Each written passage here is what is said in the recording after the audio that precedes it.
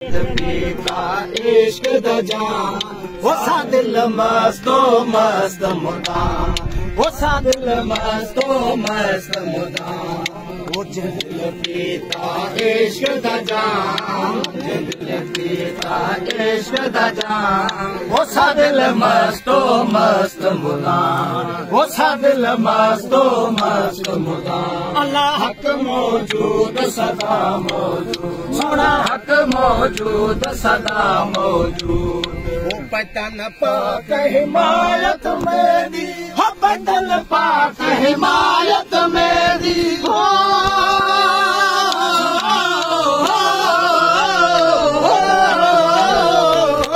पतन पाक हिमायत मेरी हो पतन पाक हिमायत मेरी हसन हुसैन इमाम मौला हसन हुसैन इमाम वो हादी मौला हसन हुसैन इमाम मौला हसन हुसैन इमाम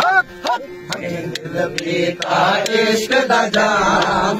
दिल पीता इश्क दा जाम वो सा दिल मस्तो मस्त मुदाम अल्लाह हक मौजूद सदा मौजूद सोना हक मौजूद सदा मौजूद वो सूली उते मंसूर चढ़ाया वो सूली उते मंसूर चढ़ाया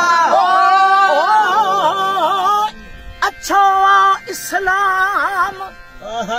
हो अच्छो इस्लाम पर अपनायूं न अच्छो थी ओ मौला जी मखलूक में बेहद छा बदनाम लकुम दीनकुम वल यदीने कयूं न कन कलाम सलामती सभिन ला आहिन अल्लाह जा अहकाम पर माझी महबत माम कीअं निभागन नसीब थे उसूलियते मंसूर चढ़ाया उसूलियते मंसूर चढ़ाया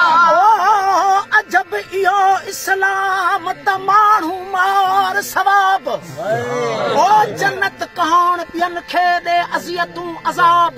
जंहिंमें न अदब एहसास हुआ सो खून खोर ख़राब ला इकराह फिद्दीन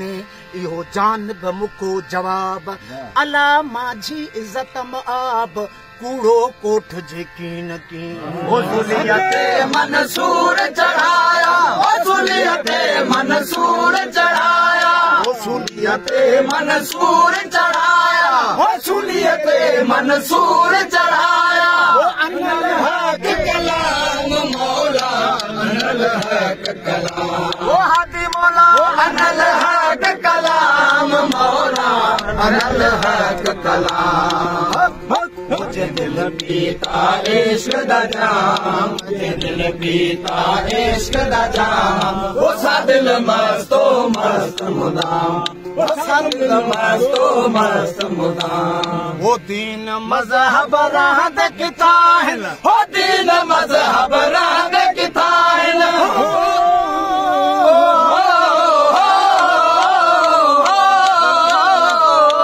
दीन मज़हब राह दे किताहिन वो दीन मज़हब राह दे किताहिन फर्क था इस्लाम मौला फर्क था इस्लाम ओ